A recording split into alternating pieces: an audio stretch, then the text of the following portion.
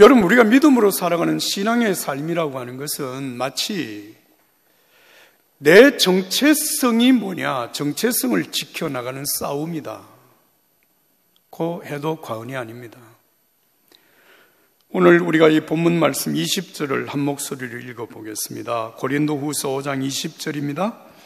그러므로 우리가 그리스도를 대신하여 사신이 되어 하나님이 우리를 통하여 너희를 권면하시는 것 같이 그리스도를 대신하여 간청하노니 너희는 하나님과 화목하라.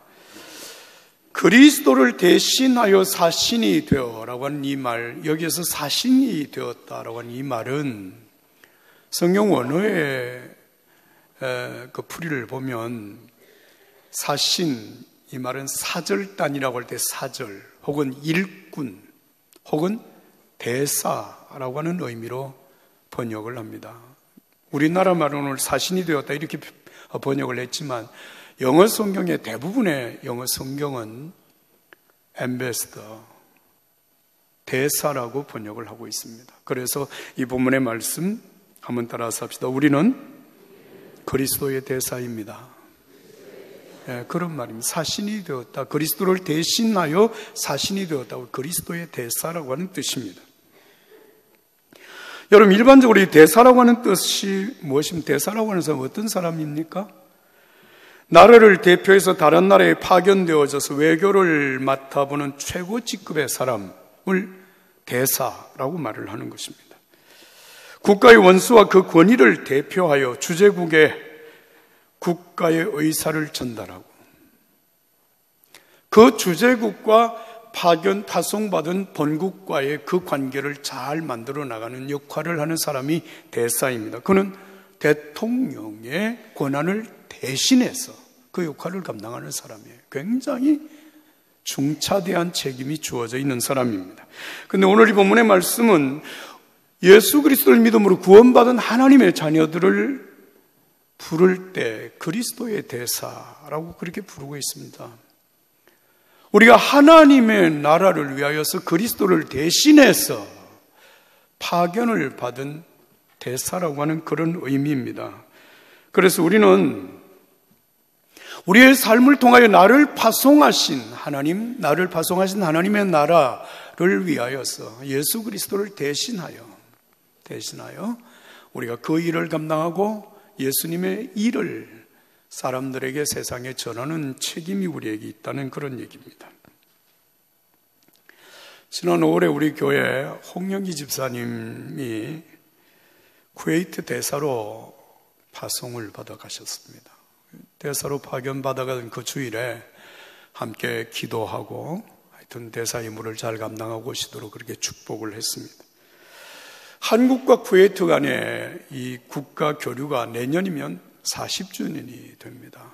그래서 지금 홍 대사님은 이 40주년을 기해서 한국과 쿠웨이트 간에 더 교류가 더 깊어지고 문화적인 교류, 또 기업의 교류, 혹은 또 국가 간의 교류가 잘 이루어지도록 여러 가지 행사를 계획하고 있다는 얘기를 제가 들었습니다. 1991년도에 외교부에 입부를 해서 많은 경험을 쌓고 이제 쿠웨이트의 대사로 파견을 받은 집사님, 여러분 우리 교회 집사님 여러분들이 나라의 대사로서 혹은 또 그리스도의 대사로서 그 역할을 잘 감당하고 돌아오실 수 있도록 기도해 주시면 감사하겠습니다. 기도해 주시기 바랍니다. 여러분, 그리스도의 대사는 어떻게 사는 사람인가? 오늘 우리가 읽은 5장 21절 이하에 이어지는 말씀이 고린도후서 6장 1절의 말씀인데 6장 1절의 말씀은 이렇게 기록되어 있습니다. 우리가 하나님과 함께 일하는 자로서 너희를 권하노니 이렇게 되어 있습니다. 한번 따라서 합시다. 하나님과 함께 일하는 사람. 여러분, 그리스도의 대사는 그냥 혼자 나가서 자기 알아서 적당하게 하는 것이 아니라 나를 파송해 주신 하나님, 그 하나님과 함께 그리스도를 대신하는 대사로서 일을 한다는 것을 말씀하고 있습니다. 여러분, 우리가 처한 상황이 어떠하든지 간에 우리는 그 상황 속에서 내 역할, 대사로서 역할을 잘 감당해야 하고 여러분, 파견받은 대사인 내가 정말 대사로서 끝까지 자기의 위치를 지키고 그 역할을 잘 감당하는지, 그 파견받은 그 나라의 주변의 모든 사람들이 대사를 지켜보고 있다는 사실을 우리는 잊어서는 안 됩니다. 저분은 한국에서 온 대사야. 우리는 그리스도의 대사라 그 말이죠.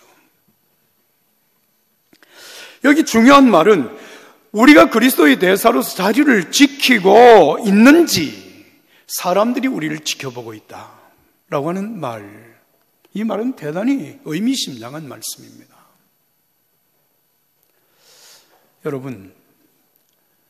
여러분들이 예수 믿는 사람 혹은 종교교회에서 신앙생활하는 사람, 집사님, 권사님, 장로님 혹은 목사님, 여러분 주변의 사람들이 여러분들이 그런 사람인 것을 알고 있습니까? 다 알고 있습니까? 혹시 여러분들이 다른 외지에 갔을 때 여러분들이 예수 믿는 사람이라고 하는 사실을 사람들이 알 수 있을까요? 대단히 참 쉬운 일은 아니죠. 그리고 저 같은 사람은 제가 텔레비전 설교 방송이 되고 있기 때문에 제가 외지에 가도 사람들이 저를 알아봅니다. 제가 굉장히 유명하죠. 어떻게 제가 알아보는가 하면 길을 이렇게 가다가 이렇게 마주오는 사람들과 눈을 마주치게 되잖아요. 그러면 그분들 중에 적지 않은 분들이 가다가 다시 한번 저를 이렇게 보고 갑니다. 그럼 제가 딱 인식하죠. 아, 저분은 텔레비전에서 나를 보셨구나. 사실 적지 않은 분들이 저에게 이렇게 와서 목사님, 제가 목사님 설교를 듣고 있습니다. 이렇게 얘기를 사실 합니다. 근데 여러분, 내가 텔레비전에 나오든 안 나오든 여러분 분명히 아셔야 됩니다. 사람들이요, 내가 예수 믿는 사람입니다. 광고를 안 해도 사람들이 나를 알아본다는 사실 여러분 아십니까? 어떻게 알까요? 고린도 후서 2장 15절의 말씀을 보면 한번 따라서 합시다. 우리는 그리스도의 향기입니다. 향기예요, 향기. 사람들이 나에게서 냄새를 맡는 거예요. 그 냄새가 뭐예요? 예수 냄새라고 그랬어요. 예수 냄새. 그리스도를 아는 냄새. 그 냄새가 우리들에게서 나는 거예요. 그러니까 여러분, 내가 굳이 말하지 않아도 여러분들이 예수 믿는 사람인 걸 알게 됩니다. 여러분 혹시 길을 지나가다가 전혀 모르는 사람인데 그 사람이 술이 만취가 됐다라고 하는 것을 알 수 있어요? 몰라요? 술 취한 사람들은 몰라요. 내가 술 취하면 술에 만취된 사람은 몰라요. 그런데 알 수 있어요. 왜요? 냄새가 나요. 술에 만취가 되면 몸에서 잘 익은 연씨의 냄새가 납니다. 감 냄새가 납니다. 감. 알아요. 다 알아요. 몸에 알코올이 가득 들어있구나. 지금 그거 알잖아요. 히브리서 12장 1절의 말씀은 이렇게 기록합니다. 우리에게 구름같이 둘러싼 허다한 증인들이 있습니다. 내가 사람들 모아가지고 나를 지켜보도록 하는 것이 아니라 내가 그냥 살아가는 그 삶 속에 모두가 다 나를 지켜보고 있다. 아이고, 불편하죠? 좀 날 모르는 곳에 가서 자유롭게 좀 살고 싶은데 다 나를 지켜보고 있다. 여러분, 그거 알고 사는 것이 편합니다. 자, 그러면 제가 여러분들에게 오늘 두 가지 말씀을 드리겠습니다. 하나는 다시 한번 따라서 하겠습니다. 나는 그리스도의 대사입니다.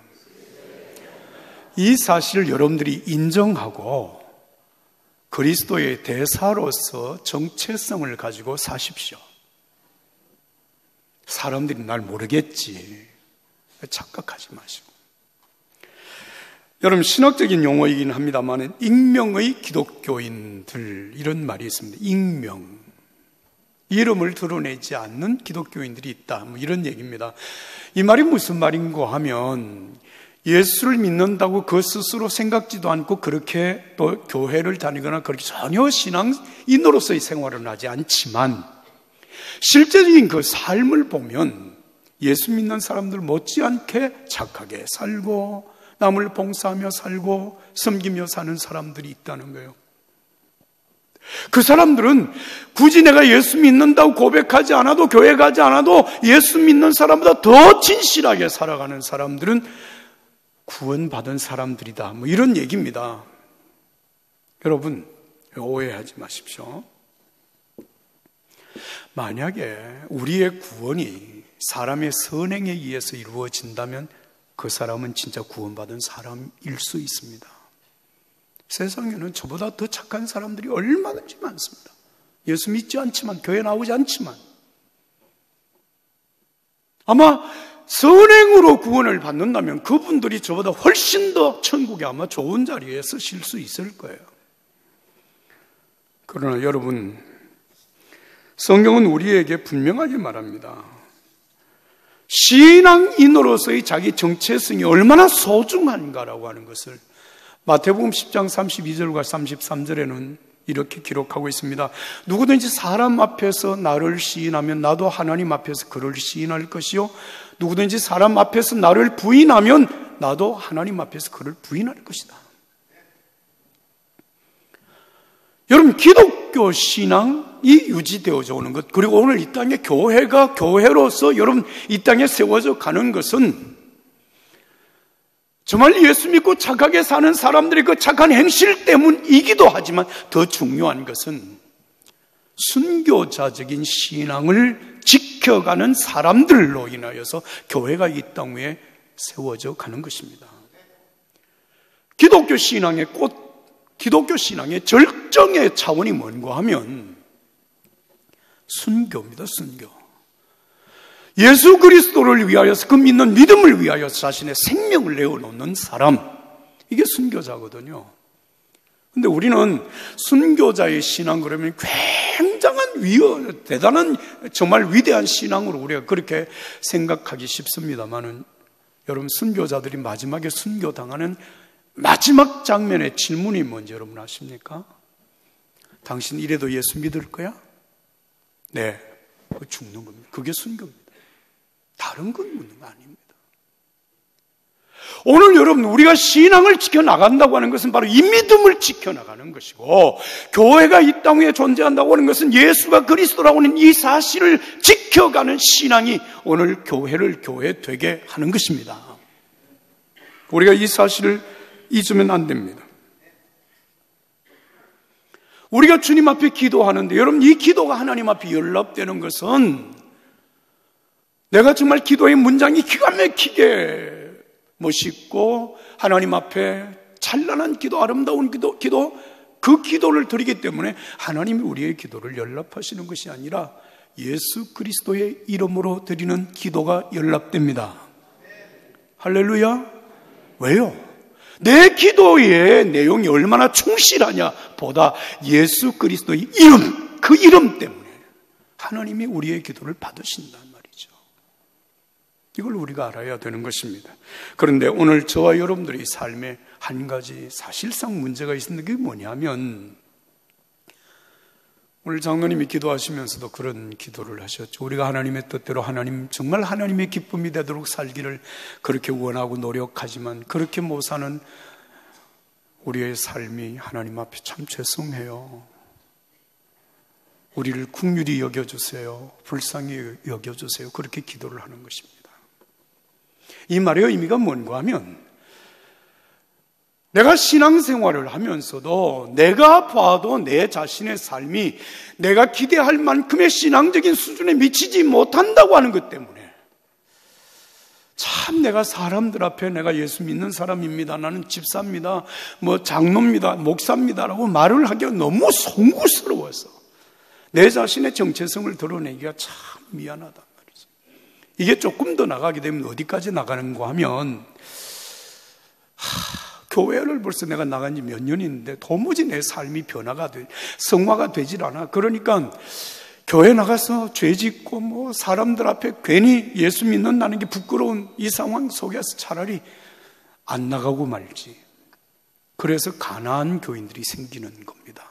가나안 교인은 안 나가, 반대로 하면 가나안, 이렇게 됩니다. 교회 안 나가고 말지. 교회 나가면서 내가 하나님 앞에 누를 끼치고 정말 교회에 누를 끼쳐서 내겐 차라리 그럴 바에 안 나가는 게 좋겠다. 안 나가. 가난한 교인. 그런 얘기입니다. 자, 그러나 여러분, 오늘 한 가지 굉장히 중요한 사실을 아셔야 됩니다. 우리가 신앙의 정체성을 밝히고 내가 그리스도인으로 세상에 살아가는 이 삶 속에 하나님의 역사, 하나님의 기적이 있다는 것 여러분 기억하셔야 됩니다. 이를테면 누가복음 10장에 보면 70명의 제자들을 예수님께서 2명 짝을 지어서 전도를 내보내는 장면이 나옵니다. 여러분, 이 제자들 70명이요 전도를 나가야 되는 그 마당이 얼마나 두렵고 얼마나 망설여지고 얼마나 자신이 없었던지 도무지 용기를 가질 수가 없는 그 상황을 보시면서 예수님이 누가복음 10장 3절에 이렇게 말씀을 하십니다. 내가 너희를 세상에 보내는 것이 어린 양을 이리 가운데 보내는 것과 같다. 자, 우리 찬양대원들에게 한번 물어볼게요. 어린 양이 이리 가운데 나가면 어떻게 돼요? 네? 밥이요, 밥. 살아올 가능성이 1%도 없습니다. 다 죽습니다. 그러니까 지금 제자들이 그런 상황에 놓여 있는 거예요. 근데 이 제자들을 예수님께서 전도를 실제로 보냅니다. 내보냅니다. 그런데 여러분, 성경을 누가복음 10장을 계속 읽어보게 되면 이들이 전도를 마치고 돌아왔는데요. 얼마나 신나는지. 예수님 진짜 놀라운 일이 일어났습니다. 예수님의 이름으로 말하면 귀신들도 막 쫓겨나고 막 하나님의 역사가 일어나는 걸 봤습니다. 너무너무 놀라웠습니다. 그때 예수님이 이렇게 말씀하시죠. 귀신이 쫓겨난 것 때문에 기뻐하지 말고 너의 이름이 따라삽니다. 하늘에 기록된 것으로 기뻐하라. 할렐루야. 여러분, 무슨 얘기냐 하면요, 그 놀라운 기적이라고 하는, 우리가 충분히 훈련받고 충분히 교육받아서 나가서 일을 할 때 하나님의 능력의 역사가 나타나는 것이 아니라 우리가 전도인으로서 예수님의 이름을 가지고 나갔을 때 그 사역 속에 주님께서 친히 역사를 하시는 거예요. 능력이 나타나는 거예요. 기적이 나타나는 거예요. 정체성을 가지고 정체성으로 살면, 여러분, 제가 금년에 목회한 연수가 41년입니다. 41년 목회를 지금 하고 있습니다. 근데 그 41년 중에서 정말 목회에서 가장 신바람이 나고 가장 흥미진진했던 때가 언제냐면 처음 목회 나갔던 1977년도 4월부터 1979년도 3월 말까지 2년 동안 제가 전도사로서 담임 목회를 시골교회에 나갔던 때였습니다. 그때 제 나이가 만으로 25이었습니다. 제가 시골교회 담임 전도사라는 이유 때문에 면장님들 거기 이런 이제 유지들 만나는데 모임에 제가 나갑니다. 나가면 내가 제일 어린 거예요. 그때는 꿈에도 소원이, 하나님 빨리 30살이 되게 해주세요. 왜? 너무 어리니까 내가 가서 있다는 게 좀 미안한 거예요, 사실은. 그렇게 같이 하여튼 회의도 하고 이제 그렇게 일을 하곤 했습니다. 그런데 30살 빨리 되게 해달라고 그랬는데 벌써 60이 후딱 지났어요. 세월이 금방 지나더라고요. 그런데요, 제가 군목 가기 전 그 2년 동안의 사역을 보면 꿈 같아요, 꿈 같아요. 이거는 제가 과장하는 게 아닙니다. 제가 뭘 압니까? 25살 먹은 전도사가. 제가 목사님 아들로 태어난 것도 아니고 장로님 아들로 태어난 것도 아니고 나는 우리 집안에 예수 믿는 1호 크리스찬. 아무것도 모르는. 그러니까 기도도 사실 어설퍼죠. 그러나 하나님 앞에 늘 기도하면서 그 2년 동안 목회를 하는 동안에 여러분 얼마나 많은 놀라운 일들이 일어났는지 모릅니다. 죽은 자를 살리는 걸 빼놓고 육신적으로 다른 모든 일들을 경험했습니다.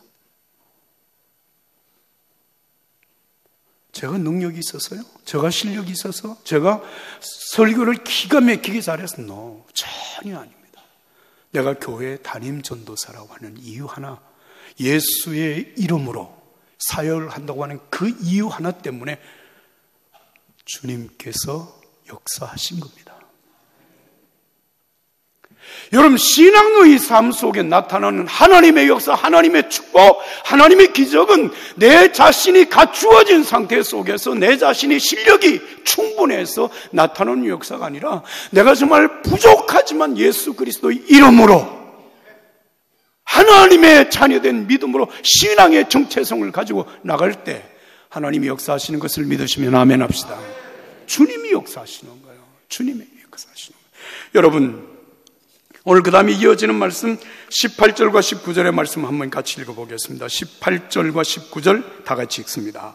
모든 것이 하나님께로서 났으며 그가 그리스도로 말미암아 우리를 자기와 화목하게 하시고 또 우리에게 화목하게 하는 직분을 주셨으니 곧 하나님께서 그리스도 안에 계시사 세상을 자기와 화목하게 하시며 그들의 죄를 그들에게 돌리지 아니하시고 화목하게 하는 말씀을 우리에게 부탁하셨느니라. 할렐루야.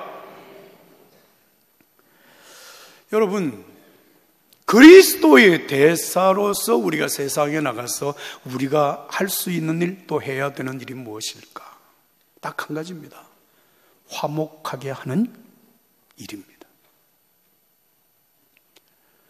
내가 하나님 앞에 절대로 쓸 수 없는 죄인이었고 연약한 존재였는데 예수님이 나를 위해서 십자가 지신 그 일로 인하여서 그를 믿는 믿음으로 말미암아 하나님께서 우리의 죄를 다 용서하여 주시고 하나님을 아빠, 아버지라고 부르며 예배하며 하나님 앞에 나갈 수 있는 권한을 주셔서 하나님과 나 사이에 아무런 거리낌이 없이 화목하게 되신 사실을 믿으시면 아멘 합시다. 이게 우리 그리스도인의 존재입니다.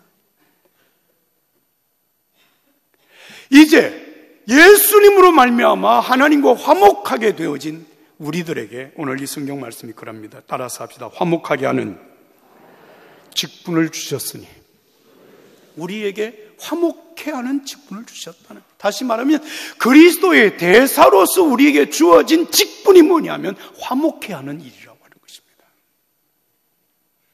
이것은 예수님을 잘 믿는 사람들끼리 화목해 하는 일은 물론이겠거니와 여러분 아직도 구원이 뭔지 하나님이 누군지 교회가 뭔지 도무지 알지 못하는 세상의 모든 사람들, 그들 하나님과 화목하게 하는 직분, 그 일이 그리스도의 대사인 저와 여러분들에게 주어진 임무라고 하는 것입니다. 여러분, 대사가 나라에서 파견을 받아서 어떤 나라 A라고 하는 나라에 가서 그 대사가 만약에 그 나라와 그 나라에 사는 사람들과 매일 싸우고 논쟁하고 투덜거리고 문제를 만들면 그 사람 대사로 계속 일을 할 수 있을까요? 나라에서 당장 소환할 거예요. 대사를 통해서 이 두 나라의 수교가 잘 이루어지고 정말 여러분 기업이든 경제든 아니 문화든 이 교류가 활발하게 이루어져서 그 정부와 정부 사이의 역할, 가교적인 역할을 해야 되는 사람이 바로 여러분 대사 아닙니까? 그런데 싸워요? 안 되죠. 여러분, 예수 믿지 않는 여러분들의 혹 가족, 형제들, 주변의 사람들과 싸우지 마시길 바랍니다. 싸우지 마세요. 화내지 마세요. 그들에게. 그들을 저주하지 마세요. 축복하세요. 화목하세요. 여러분, 기독교를 변정한다고 하는 이유로 논쟁도 하지 마세요. 논쟁해가지고 여러분 예수 믿을 사람이 한 사람도 없습니다. 차라리 간증을 하십시오. 하나님 날 구원하셨습니다. 예수님 나 같은 사람을 구원해서 하나님의 자녀 되게 하셨습니다. 하나님이 내 기도를 이렇게 들어주셨습니다. 하나님 나를, 우리 가정을 이렇게 사랑하고 계십니다. 여러분, 그들에게 하나님의 평화, 하나님과 화목하게 할 수 있는 통로로서 여러분들의 삶이 되기를 예수의 이름으로 축복합니다.